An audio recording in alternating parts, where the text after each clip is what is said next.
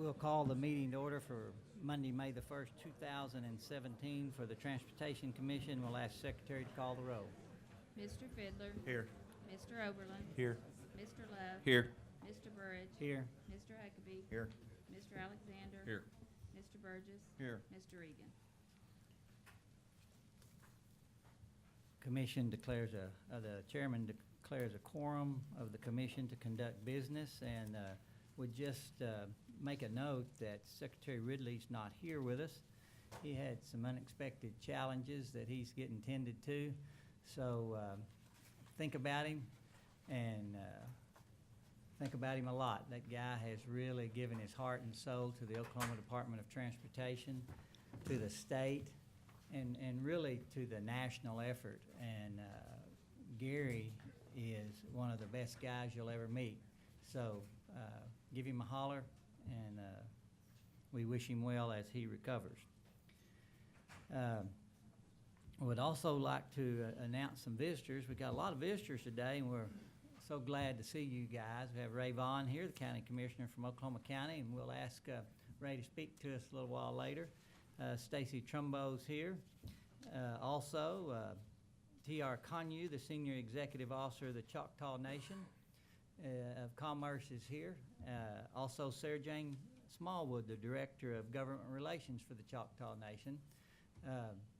Us Choctaws stick together, so if you guys are going to talk about us, we're going to gang up on you. Also, we're always glad to see Bobby Stem here. He's the Executive Director of the AGC. Nobody knows where he's at. He and I have the same problem with reflection. John Cox is here also. Raise your hand up, John, from Trust. Glory Peterson, the Executive Director of the Railroad Association. There she is. And Derek Sparks of the Oklahoma City Chamber. Where did I see him?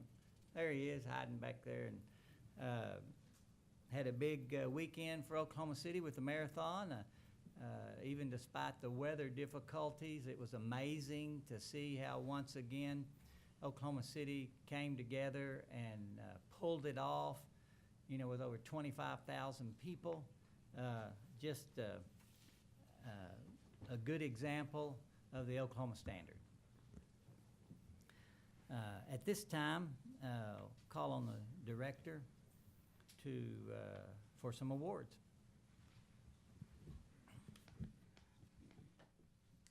Thank you, Mr. Chairman, members of the commission. It's another great day at ODOT when you can hand out safety awards. And John Coleman, our safety manager, is going to come up and lead us through this process. But this is an annual event where we get to recognize those crews and divisions that have exemplified what safety means at ODOT. Mr. Chairman, if I might have John come up. You bet. Good morning. This is my first appearance before the commission, so good morning to you, commissioners, and Executive Director Patterson, and all fellow ODOTers. I am John Coleman, the safety manager. I replaced Mike Bracken, who was here for 13 years. I've been here since the 1st of October and love every day of it. This is a special time that we come together to recognize and acknowledge employees of ODOT who make significant contributions to one of our core missions, safety. It's difficult to recognize the present without acknowledging the past. In the time we've recorded safety data, 60 ODOTers have passed in the line of duty. From our first recorded death of James Dawkins on July 21st, 1931, while grading the roadway behind his team of horses, to our most current loss of Gerald Gray, who was struck by a motor vehicle setting up for wood chipping operations on May 18th, 2016. His one-year anniversary is rapidly approaching. It's important to remember the 60. Our employees do their job every day, protected in many cases only by white lines and traffic control devices.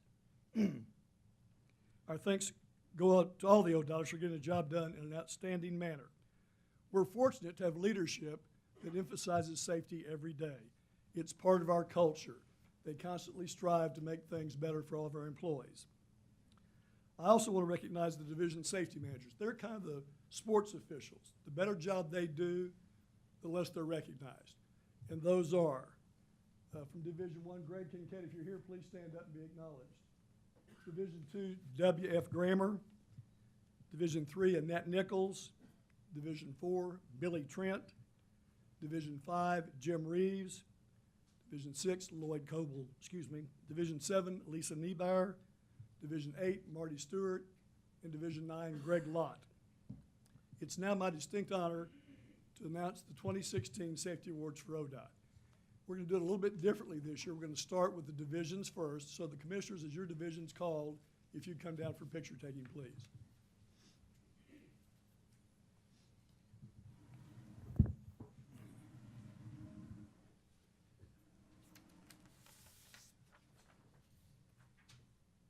The first awards go are the Director's Safety Excellence Award.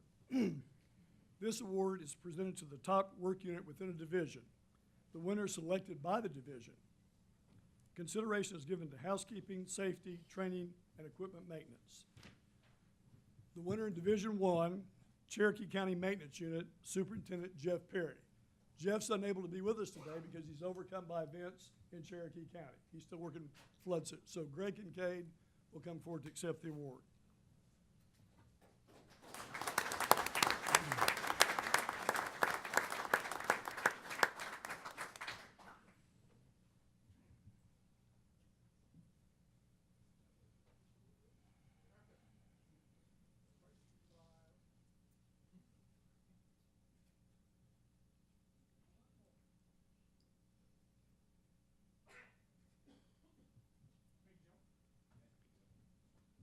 Division 2, Antlers Residency, Resident Engineer Ryan Moy.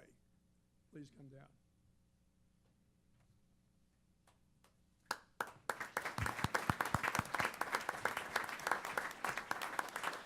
Accompanied by the Division Engineer Anthony E. Kelly.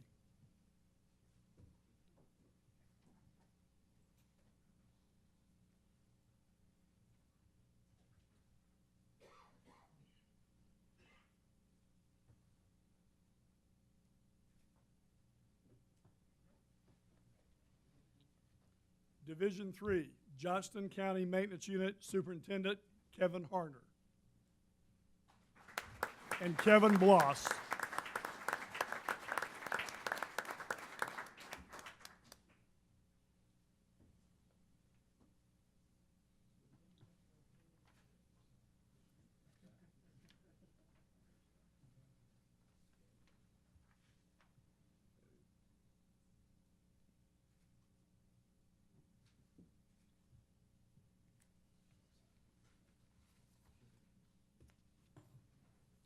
Division 4, Perry Shop, Shop Superintendent Ted Belay, accompanied by D.E. Brian Taylor.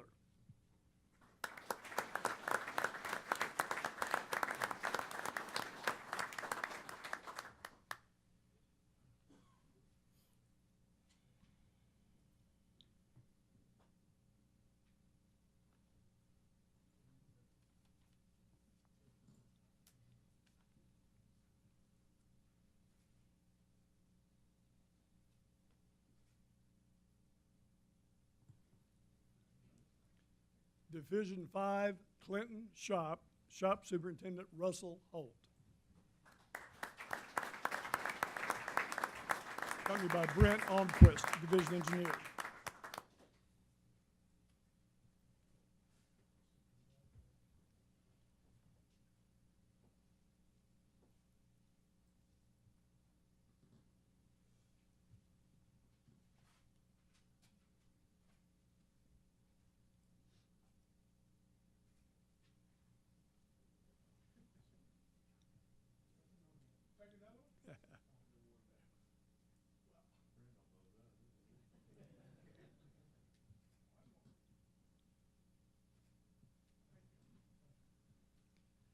Division 6, division-wide crew, Superintendent Kerry Mitchell.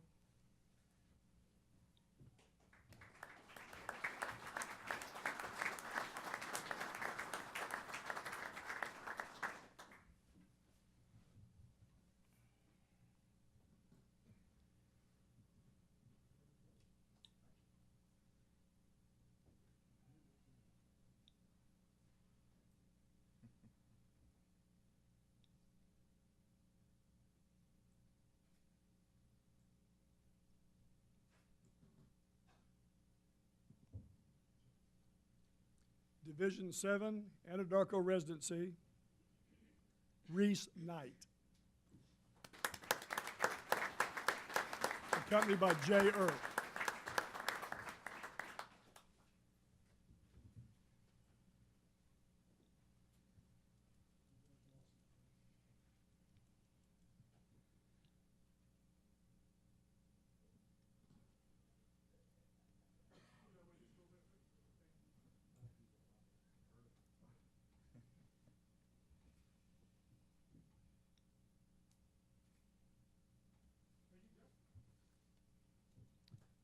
Division 8, Washington County Maintenance Unit, Superintendent Brian Sutton.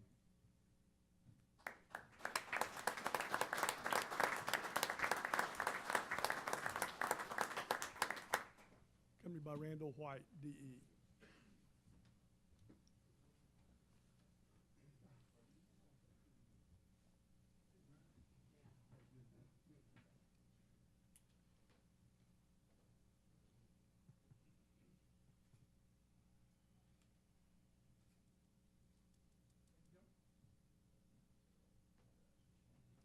And Central Office, Division 9, Survey Division, Chief of Surveys, Leroy Tackett.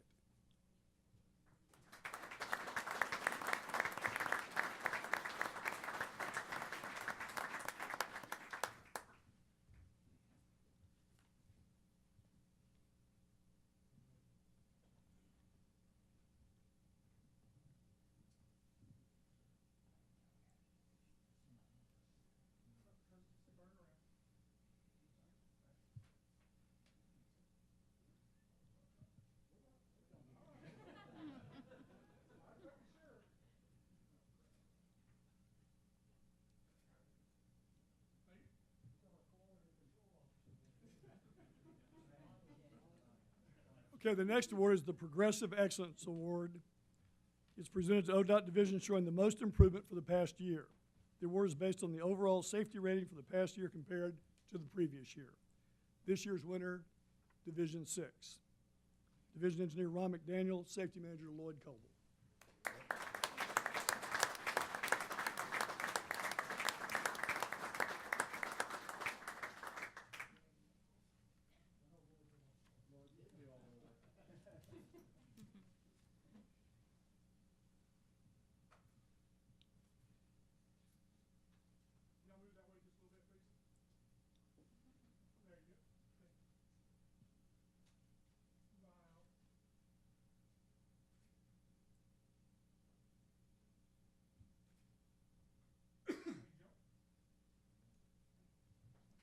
The next award is our final award, and it's the Governor's Safety Excellence Award.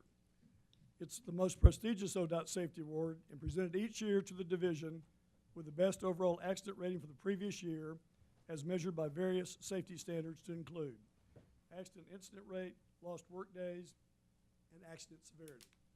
This year's winner of the Governor's Safety Award, Division 4, Brian Taylor and Billy Trent.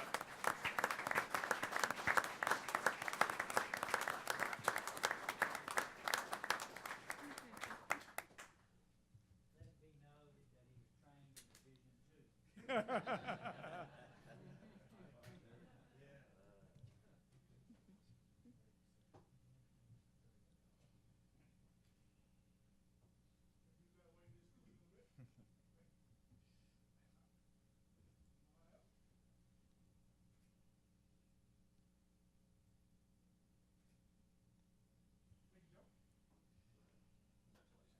2. If we can have all the winners, please step out in the vestibule. We got some more picture taking to go on, and gentlemen, I appreciate it. Thank you very much.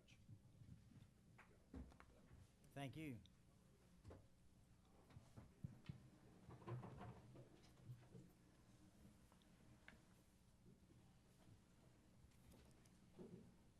We appreciate the effort of all our ODOTers in regards to safety, and we want to keep it on the front of our minds at all times.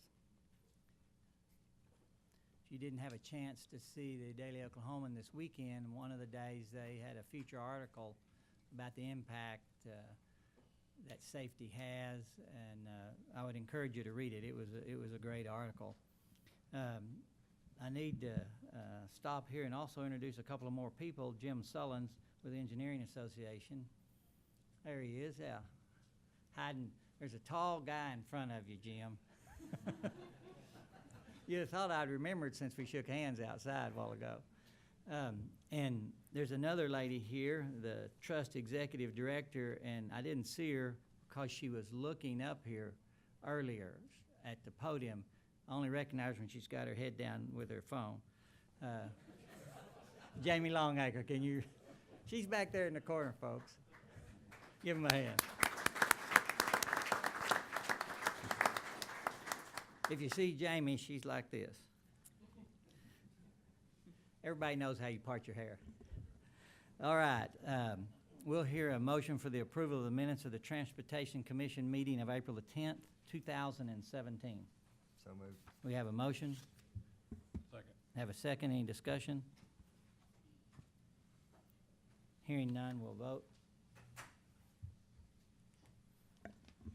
Motion passes. Item number 60 is the consent docket, and there's been a request to remove items 61 and 62 by unanimous consent of the commission. We will remove those items. Hearing no objection,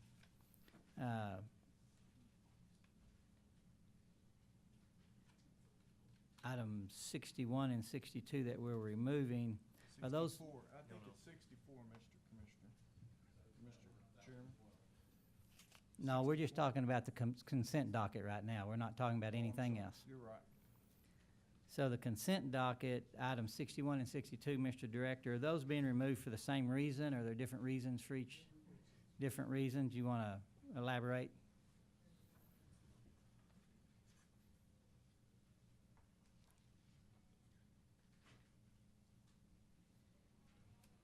Mr. Chairman, yes. Item 62, we're going to review that further. It removes or sells off access rights, and so we're going to have a little further discussion about that so I get comfortable with selling access rights. Item 61 is one of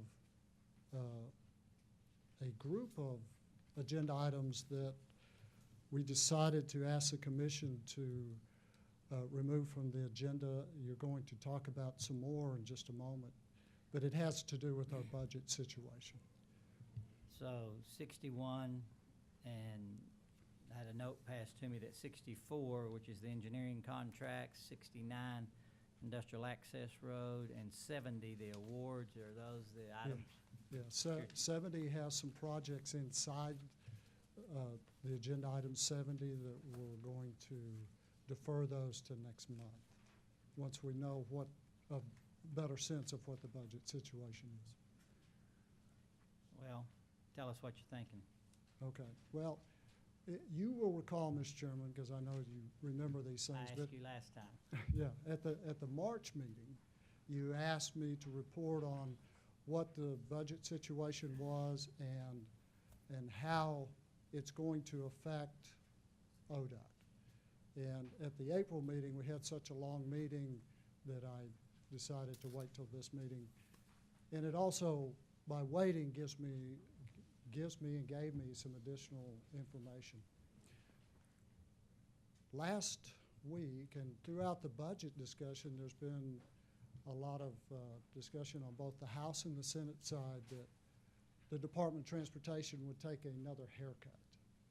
Now, you'll recall last year we took a sizable haircut, the largest cut of any agency, any program in state government, and we did that somewhat voluntarily. If you recall, we offered up that we would provide $300 million in revenue and cash if they would allow us to issue bonds for $300 million. Ultimately, what happened was we lost $367 million and offset partially by a $200 million bond issue and took a further reduction in motor fuel tax. Well, that wasn't what we went into. We knew going into it with what we had offered up was going to be difficult to manage our finances. What ultimately happened, it became even more difficult. Throughout that whole process, we told the legislature that we could do this one time, and the reason we could do that one time because our cash reserves were a little bit higher than we needed them, a little bit higher than what we needed them, and so we offered up that cash.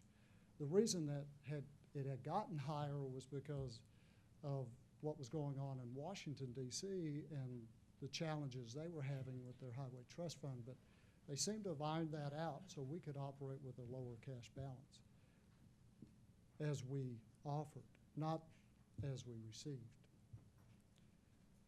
You've heard me say as quickly as the legislative session ended, there was discussion about can you do that again, and we repeated, as we did during the session, this is a one-time deal.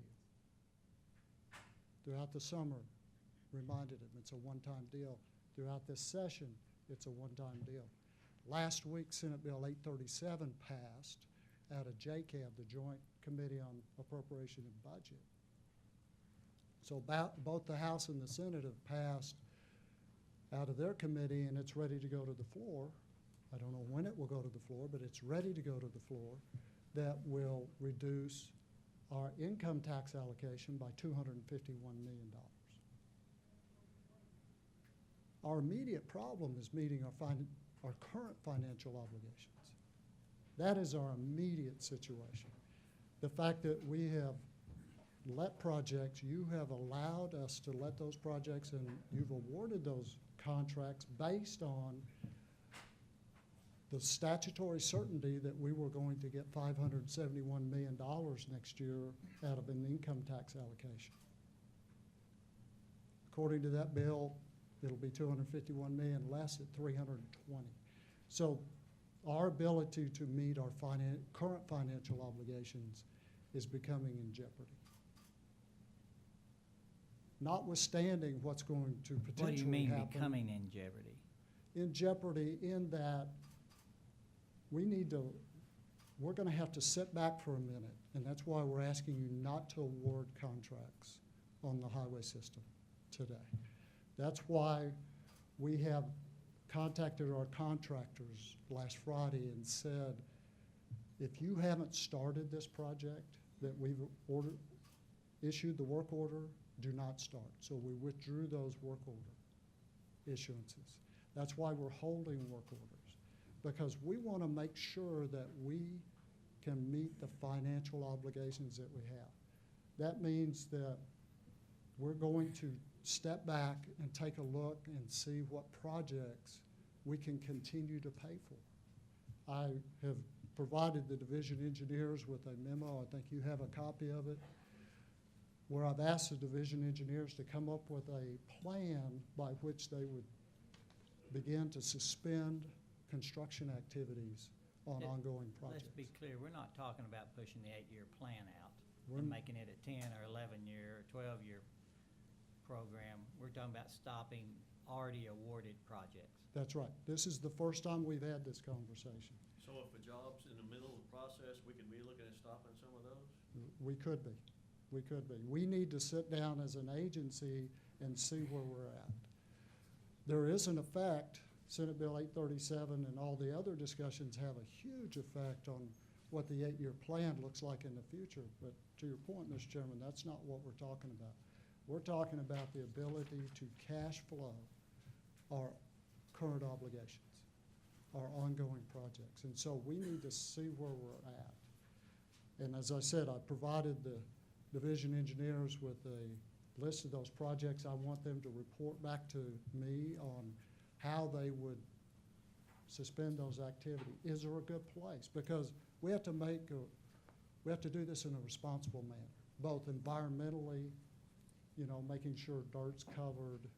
So We let have me to ask make you it this safe question. as well. If we stop a project that is in progress, then we're going to have extra costs for project close down. Absolutely, absolutely. When we looked at this in 2008, because the Highway Trust Fund at the federal level was going broke as well, we knew going into that the likelihood of contractor claims is gonna be very high. Almost guaranteed. Yeah. Because our contractors, our partners in this effort, have gone out and made investments. They bought materials, and for them not to put those in place creates a claim situation. So we're gonna have additional cost in buttoning up those projects, reopening those projects, and then the claims that are ongoing throughout the delay. So I just want to make sure I'm clear. If a senator or a representative calls one of us and says that we need to share in the helping the state out in this tough budget year, which we will do, we've always done, and we've always played a big part, we're not talking about extending the construction program out. No. The message that we need to deliver is that we're stopping current projects with where we sit now. That's correct. If you go back to the first time we contributed to the budget problem, if you will, let me rephrase that. We didn't contribute to the budget, we contributed to the solution of the budget We problem. solved it for them. We solved it, started back in 2010, and we've been doing it virtually every year since then. Well, let me tell you one thing I'm concerned about. You haven't mentioned the B word yet, bonds. Yeah, But, I asked earlier, I said, how many dollars in bonds we got? And somebody gave me this piece of paper. Let me find it. I think it's $485 million worth.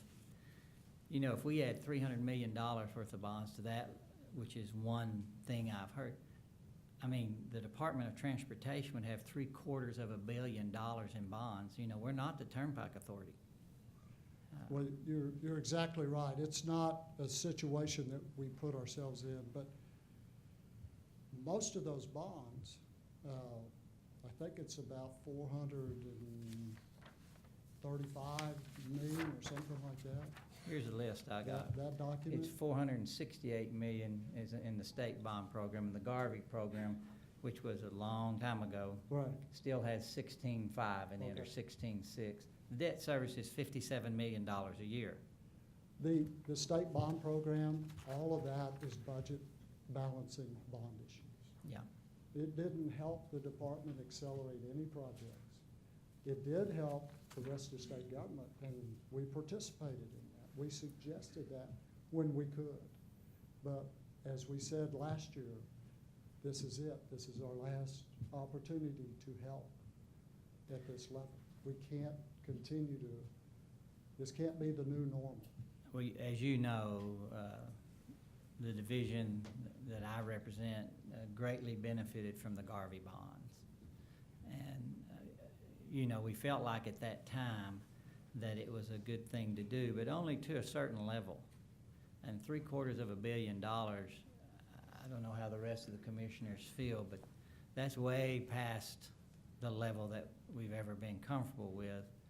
And, we've got another agency that's capable of doing that because they have revenue. They're getting all their revenue. We're charging the patrons of this state, but we're not getting that money. Our tax system is so antiquated that we're having to get income tax to fund the Department of Transportation when there's a completely better alternative.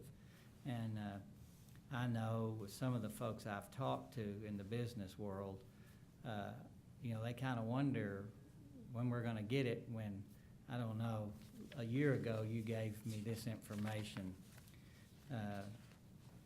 States that messed with their transportation investment. Yes. Now, there were 23 states a year ago that did something about it. That's right. And, right now, there's 5 states that's passed fuel tax increases and 12 more considering it. And, I heard someone that knows what they're talking about say, the federal government hasn't responded. They're handling their transportation fund much like we're handling ours. And we've got to get out of the Stone Age and match those revenues to the use. And we're so far behind getting that done. But it just concerns me that we'd be considering bonds again when we have a perfectly viable alternative. And it would also help get us back into the way it should be funded. You know, we've got this kind of mismatching all through state government that, you know, this is a good year to fix that. We can fix that. I mean, we need to have some leaders that will, I mean, we've got elected, we've got appointed people. There's some good leaders out there. I have faith in our leadership, but, you know, they need to step off and get this done, because here we are talking about canceling projects we've already awarded. I mean, that's, Well, as I said earlier, it's not anything we've ever done before. We prepared for it once before. I hope we don't have to do it this time, but we have a fiduciary responsibility to the citizens of Oklahoma, as well as our partners, the suppliers and the contractors. And we have to get ready. We can't just walk off these jobs. We have to, if we choose and it's chosen for us that we have to do this, then we're gonna have to find a good spot inside each one of these projects to button it up. you know, I'm extremely sensitive to this, because in the rural areas, sometimes the only economic driver we got is infrastructure. And I can tell you, I can think of right now of a little under $1 billion worth of economic development projects. Now, think about that. This is southeast Oklahoma. It would, if those projects came to fruition, unemployment in a couple of those counties would drop in half. In half. But infrastructure's the major holdback. And it's a challenge to solve it, even in the best of times. We're so far behind. You know, we've picked the low-hanging fruit. I think we as a commission agree on that. You know, we fix a lot of bridges. But just go down the Hefner and look up underneath those bridges and see how good you feel. They're like that all over the state. You know, I had someone tell me, well, y'all fixed all those bridges. You only got 250 left, and you're gonna get that done. And I explained to them that bridges don't stop aging, you know. They continue to age, and, you know, that's a real concern that there's not an understanding that, I believe the last time I asked, we're spending $1.1 billion improving roads, or we need to We spend need that. to. And we need to spend $600,000 or $700,000 a year just to maintain them. Yeah. And 600 million. 600 million. Yeah. And the cost of improving a road is so much greater than keeping one maintained. And I just fear we're gonna fall back in that same trap we were in when I first got on the commission, you know. You guys have been here for a long time. I mean, Mr. Chairman, when you look at what we're looking at legislatively now, the impact of the 8-year plan is going to be about $1.5 billion that we're gonna have to take out of the 8-year plan. If Senate Bill 837 goes away, it's going, and nothing is replaced. So we're gonna have to, when you think about the impact that's gonna make across our 8-year plan, across our state, we're gonna be hard, it's gonna be hard for us, as you've heard me many times stand up here and say, we're not gonna get off our structurally deficient bridge effort. I don't know Ever. how we stay on our structurally deficient bridge effort. so now that's the part to make sure that for people here that aren't ODOTers, that $1.3 billion is what would extend the 8-year plan out. Because we would, it's $1.5 billion. $1.5 billion, that's what, if you pass Senate Bill 837 without replacing any of the missing revenue, the impact is $1.5 billion of projects that we're gonna take out of the 8-year plan. So here we are. We would take $1.5 billion out of the 8-year plan. Do you have a number yet on what we would suspend construction on? I do not, and that's what I've asked the division engineers to put together that report so that we can see what is possible. And we will determine by then what we need to do. to make it work. So in a perfect world, we need to match the revenue to the use, and that's an antiquated gas tax that hadn't been changed since, what, 87? 1987. We're number 48th on one of them and 49th on the other, or 48 something. and 49. And I think what the governor proposed was to bring them both to 24, That's correct. and that's not even to the average in the country. No. I understand that. And if we do the bond deal, we're gonna have $750 million, which is unprecedented. Right. And we're, by not improving things, especially as a rural question, you know, we've got all this pent-up economic development that may come our way or may not, but I know of the projects that I've looked at down there, infrastructure is the only reason it's not already started. I mean, that's serious. But, you know, we've always been an economic driver, whether we want to or not, at the Department of Transportation. That's not our stated goal, but it is a byproduct of it that has done nothing but benefit this state. Well, we know we're the largest single asset owned by the state, and we also know we're the largest driver of economic development, And the folks that are supposed to maintain it. and the folks that are supposed to maintain it. Well, I'm confident in our leadership across the street. I think they understand that we have, I believe, the only physically constrained budget of any agency that's posted in advance. Yeah. And That's true. We we've, tell everybody what we're gonna be working on 8 years from now. I think our I don't know motto another agency that does that. many years ago was, you know, the truth will set you free, and we've tried to give them that information well in advance so they don't have any questions, and we will continue to do that. But we just have to have faith that we can get through this and that they'll plug that hole. But I think you being proactive and let's stop in some of these projects so we don't get in a switch is, I don't think we have any choice.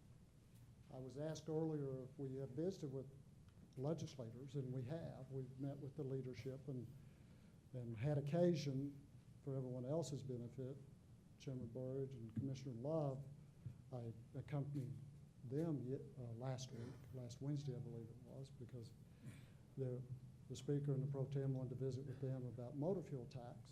And this discussion that we're having right here came out during those conversations, explained to them the impact of passing Senate Bill 837 without a trailing or any effort to increase the motor fuel tax or some revenue measure. I believe I To brought that backfill. up at every meeting so that we didn't Yes. forget to emphasize that. That's right.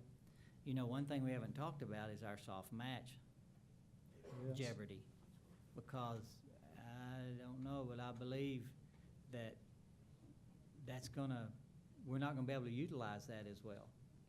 We're not, Mr. Chairman. If you look at where we are from a matching requirement with the federal government, it requires about 155 million a year to match our federal funds. We've had an opportunity since the early 90s to use toll credits, and that's whatever the Turnpike Authority is spending on their program, we get to use that as our match. But we have some requirements that we have to go through, and it's called a maintenance of effort, so that we're spending more money, more state money here at the department each year, and we qualify for that. When you're looking at the Turnpike Authority potentially spending $950 to $80 million over the next 3 years, there's a real possibility that we're not going to be able to capture their efforts. And so we'll have to go back to hard matching. And right now, if you look at Senate Bill 837, we're not going to have the hard match to match federal funds. So we've kind of got a couple things, a couple balls in the air. Domino, Yeah, it's a domino effect. it is a domino. It's a better way to put it. Well, that was the only other thing that I could think about was not being able to take advantage of the soft match. And, you know, we're one of the few states that have that, and it's made us be ahead of other states. I know when they redistribute the money, we have shovel-ready projects, and many states don't have that. I mean, there's so many things that you guys have done right that put us in a position to take advantage when other people can't. I mean, if the president does an infrastructure bill, you know, they're talking about a $1 trillion infrastructure bill. Whether or not they do it or lower amount or whatever it is, I know you guys will be ready. You have shovel-ready projects, but we gotta be able to match. And we gotta be able to have the hard match. And So, though, that whole discussion is, you know, when I bring that up, people say, well, that will never happen. I don't know that it won't ever happen, but we have to position ourselves like it's going to. Just like we're positioning ourselves on this discussion. When you have a bill moving through the legislature and the discussion by legislators in both chambers that they can't vote for a motor fuel tax to replenish the loss, then we have to position ourselves. you know, there's many agencies that need help, and I know we're all going to suffer some. But, you know, when we're not building and maintaining roads, we're taking an opportunity away from every one of those other agencies, because economic development is what pulls people up by the bootstraps. That's correct. That's correct. You know, one thing you mentioned about the bond proceeds, then we have to turn around and pay those bonds. What'd you say, it's 57 million a year? Is that what it is? That is correct, and that's one of the things, Commissioner, that's missing on the minds of most people when they ask us if we can issue another set of bonds. They think we're just making interest payments. They lose the concept that we have to pay back the principal also. So it's like your household. If you borrow money for your house or your car, you don't just pay the interest, you pay back the principal as well. So when they allowed us to replace the 367 they took with 200 million, we had to pay back the 200. So did you really, how further along are you? You mitigated a little bit because you spread out the 200 million over 15 years. Well, one thing you hadn't mentioned, and I had made a note to myself, that, you know, before last year, we were getting 48% of the motor fuel tax, and now we're getting 36%. Yeah, I did a slight comment on that because that was one of the deals that last year we would go back to 48% or the full statutory authorization of fuel tax. And now. As complicated as it is, I just encourage you guys to make sure you've got your big chief pad and your number 2 pencil out and made the list of all the things that it affects, because it's just not extending the 8-year plan to 11 or 12 years, which a lot of people think. It has an immediate effect, and it has unintended consequences, and the unintended consequences are just as bad. I mean, stifling that economic development because we're not building a road or improving a road or maintaining a road like it should be is an unintended consequence. Not being able to match. I mean, we can go down the list, but you guys need to let us know what's on that list other than the 2 things you've talked about now, which is taking $1.5 billion out of the 8-year plan and stopping currently awarded projects, which is bad. Well, I'll throw out the other unintended consequences. What is the rating agencies thinking? You know, S&P's already downgraded the state of Oklahoma, and they're looking, the other 2 have us on negative watch. And so if we're forced to go back into the market for some reason, I don't know how that will be received. Well, I just think we have an opportunity to match the revenue with the use this year, and we ought to do something reasonable. I mean, we ought to take some steps, and I hope there'll be a bipartisan effort And I hope that there will be leadership to take that bipartisan effort and get it done, because where we sit right now, we're canceling projects. And unless somebody has another comment or another question, Commissioner Love? Yeah, one of both. Comment being that, to your point, Chairman, on the shutting down projects, everybody, for those that are driving north on 235, when you leave here, you'll be looking at one of them about 4 miles north of here. So, but to your point, Commissioner, on the bond, do we know, have we done an analysis, or has anybody done an analysis if a $200 or $300 million bond for this year, we were downgraded our credit rating state, would that happen again, or do we know? We don't know. We privately, we've talked about that here. We have not asked the rating agencies for an official opinion on that. But we will do that pretty soon if we go in that direction. I'm guessing, you know, as long as we were able to handle our budget, nobody's gonna say anything. But when you can't handle it and you're borrowing one-time monies, that's what, you know, that's a problem. And then, you know, it's just like, if you're a banker, we got some bankers on here, when they're examining you and everything's great, then everything's great. But once they pick the scab off of something, then you get a lot of things looked at. And I assume that's how our bond rating will be. They'll take a more in-depth look at what we're doing in this state. And the problem that they're gonna see is what the governor pointed out, is we've got an antiquated tax system in place. But anyway, any other comments or questions? I'd like to get some clarity. Since my tenure here on the commission, I don't ever remember that construction and maintenance or engineering ever got cheaper over time. So anytime you delay projects or stop projects, whether they're began or awarded and haven't started, it seems like the committed resources by whoever was the person who, or company that was awarded, is an enormous amount committed to the project and now stops. And for them to start back up, surely that's a costly process for the department.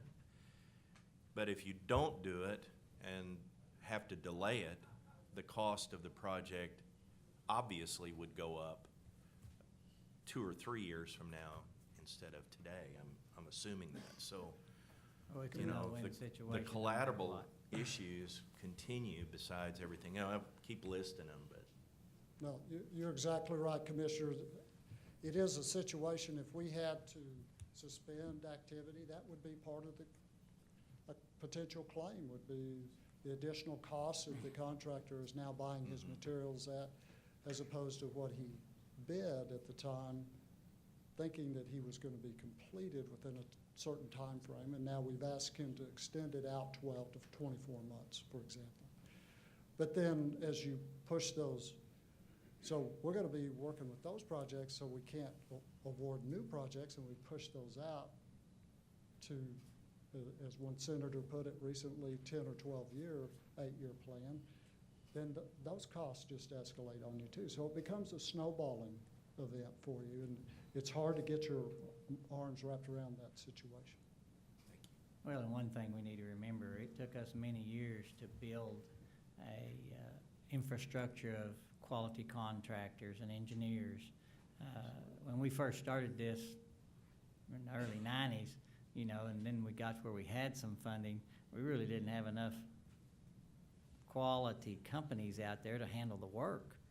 I mean, we've got some good private sector companies operating out there now, and we're fixing to stop some of those projects. That's gonna give us a black eye. It is.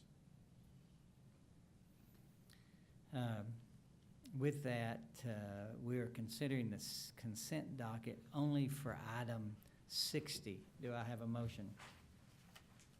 So moved. We have a motion. Second. Have a second. Any discussion? Hearing none, please vote.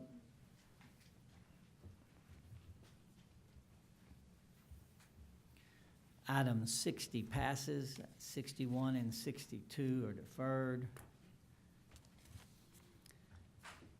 We'll move to item 63, which is the programming items. Mr. Tiegler. Good morning, Mr. Chairman, members of the commission. Item 63 are two programming items. Both of these are in Tulsa County. The first one is a project to repair vehicle impact damage to US 64 over 177 West Avenue. The estimated cost is $175,000.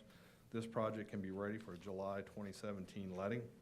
Part B is also a project to repair vehicle impact damage to West 111th Street over US 75. The estimated cost for this project is $50,000. And this project can also be ready for July 2017 letting. So approval is recommended, and I'll try to answer any questions. And these are for projects where there's been damage, and we know the party on both of them, Yes, sir. and we'll try to get recovery there. Yes. Okay, I see somebody shaking their head no. One- Now he's shaking his head yes, yeah. Okay. Yeah. So we'll try to recover there, and that's why we're not deferring these. Right. Because they're damaged. Yeah, both parties that are responsible, we know who they are. Okay. Yes. So you have the presentation. Do we have a motion? Make a motion to approve. We have a motion to approve. Second. We have a second. Any discussion? Hearing none, we'll vote.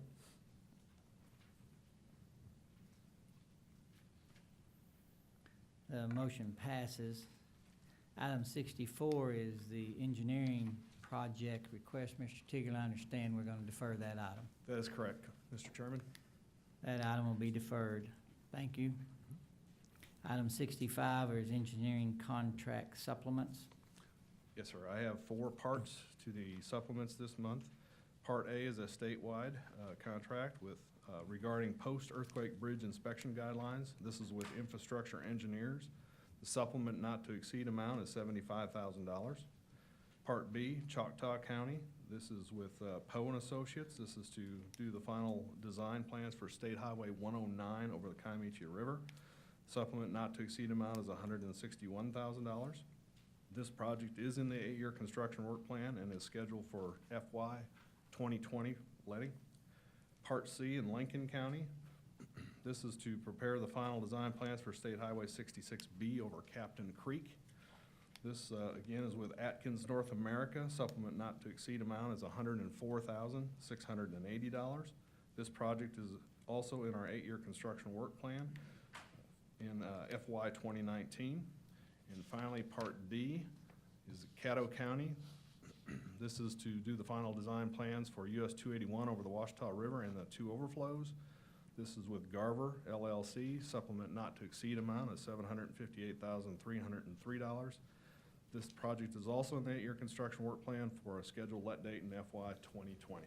Approval is recommended, and I'll try to answer any questions if you have any. You've heard the presentation. What's your pleasure? Motion to approve item 65. We have a motion to approve the engineering contract supplements. Second.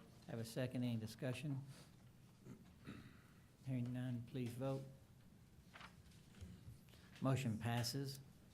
Thank you, Mr. Chairman. Thank you, Mr. Tiegler. Item 66 is the lettings. That would be Mr. Atkins.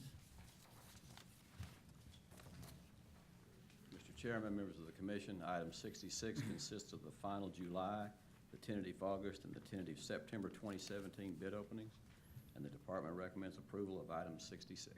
You've heard the presentation. So moved. Second. Have a motion and a second. Any discussion? Other than the fact that's fixing to start changing. Looks like, please vote.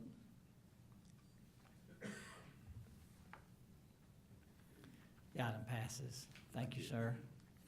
Mr. Leonard will answer any questions that you have on the change orders less than $75,000. If you have none on item 67, then he will move to item 68, which is the change orders with a cumulative total greater than $75,000. Yes, I'd like to present item 67, parts A through double C. That's change orders of $75,000 or less. If you have any questions, be glad to answer them.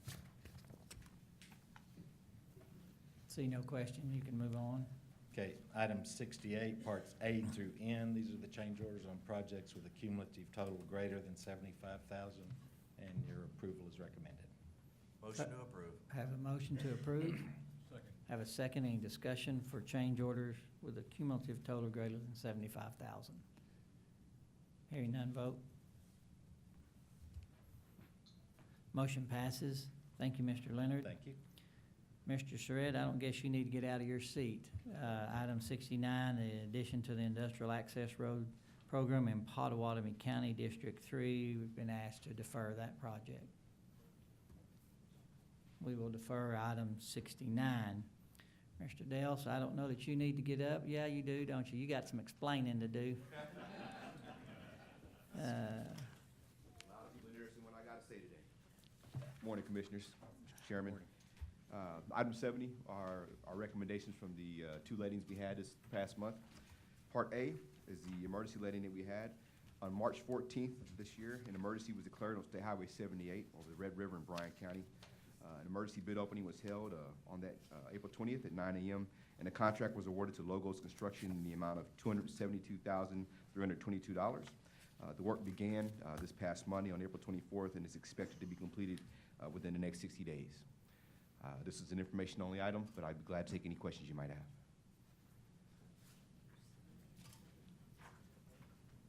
Talking about item A only. Yes, sir, just item A.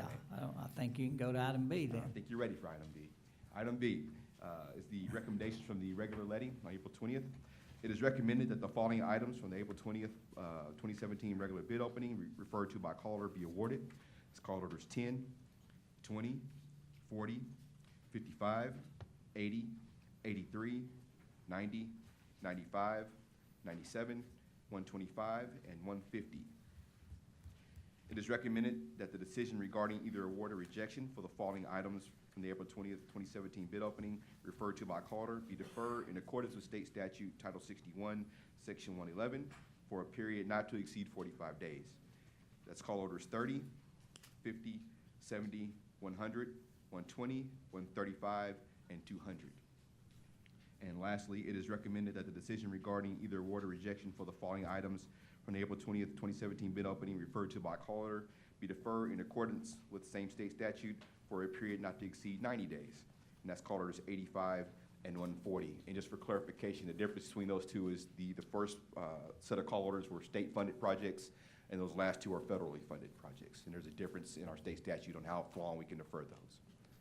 So that concludes our recommendations for award, and your approval is requested. You want to tell us why you're deferring them? For all the same reasons that the director just talked about, the budget constraints. So we're stopping projects and deferring projects. Yes, sir. It's buying a little more time. Hope something happens.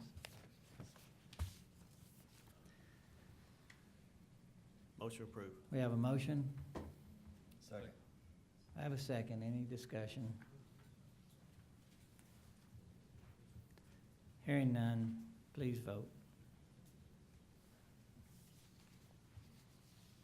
Motion passes. Thank you, sir. Thank you, Mr. Dels.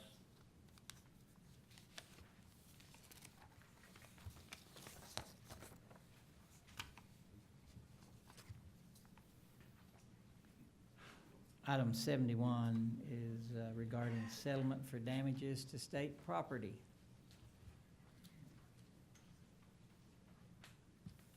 Good morning, Mr. Chairman and members of the commission. Agenda item 71 has two parts.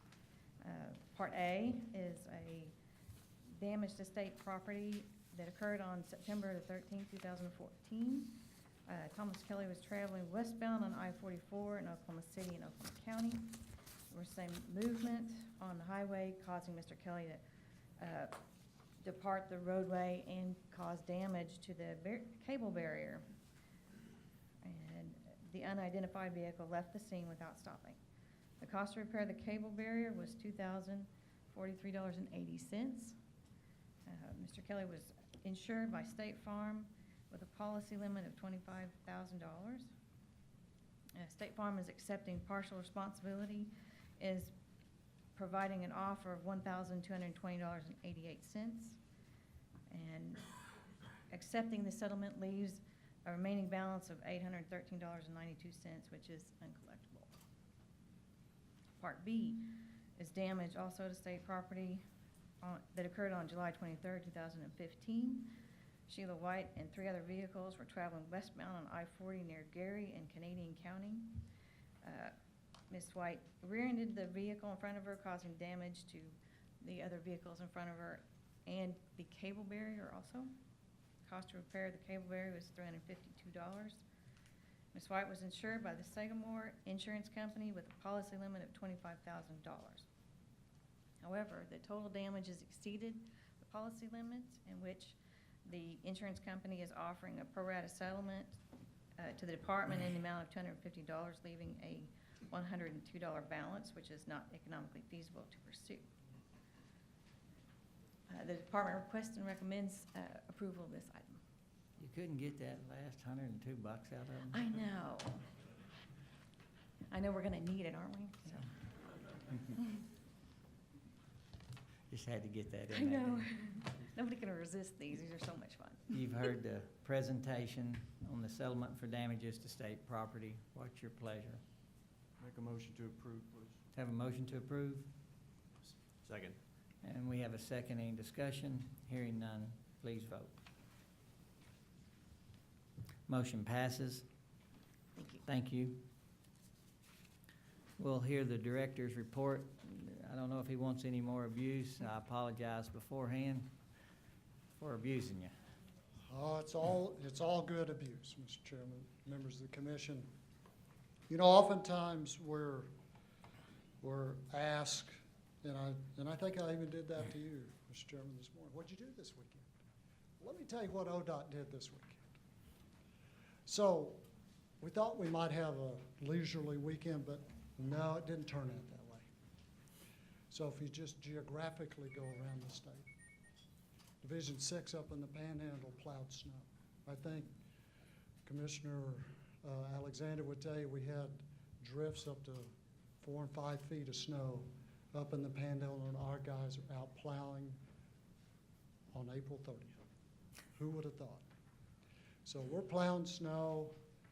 Then you get down here in Oklahoma City, and we've got what I would call heavy rains, perhaps even torrential rains with high winds. So we got power lines down across the interstate. So we've got the interstates blocked. And of course, we can't do anything with power lines, but we're trying to manage the traffic, get the citizens around where they need to go. We've got a few flooding issues. You go in eastern Oklahoma, and we've got washouts. We're going to come to you next month. We're going to have some emergency projects over there involving roads that are being washed out. But then to top it off, you go down to southwest Oklahoma, and we had a road closed, a highway closed, I think it was State Highway 76, because of a sandstorm. So the only thing left from our weekend was the locust didn't show up. And I'm thankful for that, because if that would have come, that would have made it really difficult. But other than that, it was just a normal ODOT weekend. And you heard during our safety awards, Jeff Perry from Division 1 was unable to be here because he is managing the floods in Division 1 today in his particular county. So inasmuch as he wanted to be here and be recognized for being a safety leader in his division, he knew where he needed to be, and he's exactly where he needs to be. Another gentleman that came up, I want to mention Brian Sutton from Division 8. Brian I know he's getting ready to retire, and he came up and he whispered in my ear that this is really rewarding for him to receive the safety award. He's got 3 weeks left on the job. You know, there's a longtime employee that has strived for safety throughout his entire career. Brian went through a tragic situation a few years ago when one of his employees is one of the 60. And Brian took that very personally, as we all did, but Brian took it exceptionally personally. You know, we've been working on our work zone safety awareness for the last couple of months. Today we're going to have an event at 2 o'clock out here at I-235 and 36th Street. If you came that way, you may have seen there's some ribbons out there, very large ribbons about this tall. There's 85 of them. And we've talked about, in the last 5 years, 85 people have died in work zones. 4 of those ribbons of the 85 are yellow, signifying ODOT employees. The other 81 are people who are traveling through the work zone. We still strive to change the behavior of the driver who goes through our work zone. The easiest thing would be to close the highway, to close the road, so that those 81 would be much safer, perhaps going another direction. But that's not feasible. So we make it as safe as we can, and then we ask them to help us. So this afternoon at 2 o'clock, we're going to have that event. If you can be there, join us. If you can't, we completely understand. We take a lot of your time as commissioners, you know, listening and helping me through these budget issues and other situations that the director and senior staff have, and certainly you're a real benefit, asset to the division engineers that you represent. Mr. Chairman, that's all I have today. I'd be happy to answer any questions. I want to make sure, as the commission leaves today, that we have a clear picture. If something doesn't change across the street, if there's not something done in addition to what has been done, which what has been done is $251 million's been taken out of our proposed funding.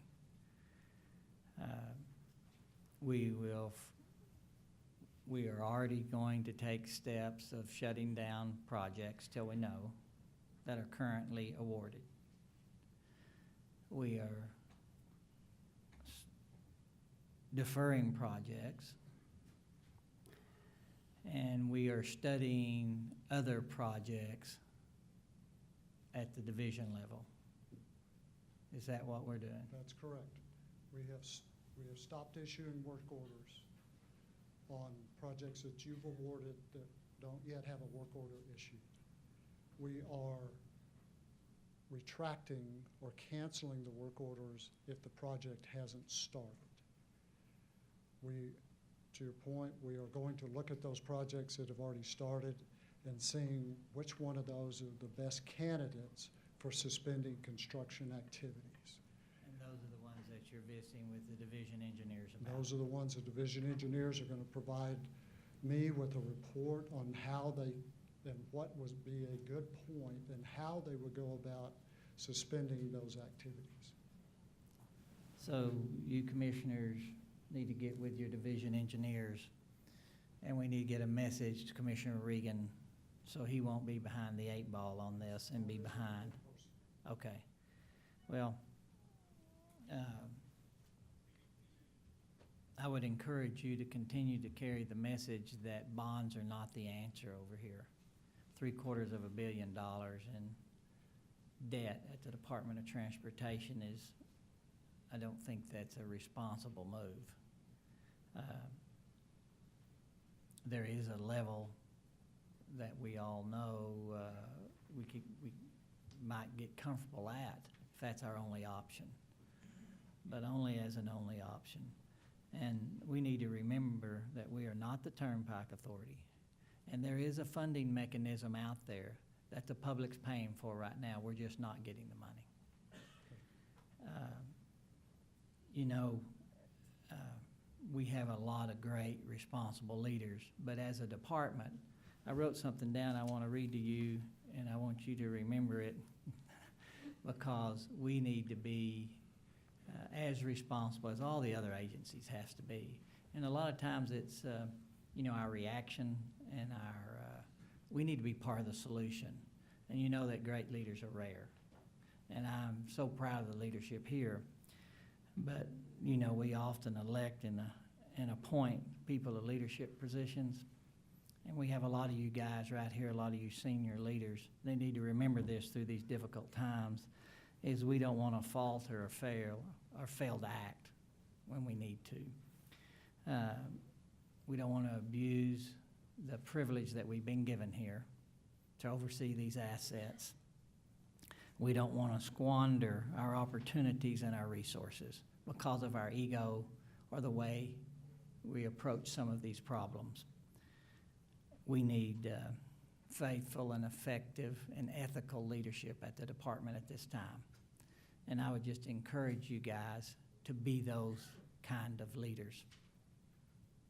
Are there any other questions on the commission? Thank you, Mr. Director.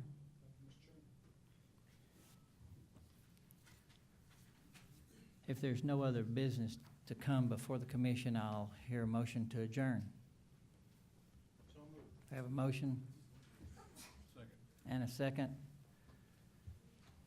We'll all vote, and we'll be adjourned.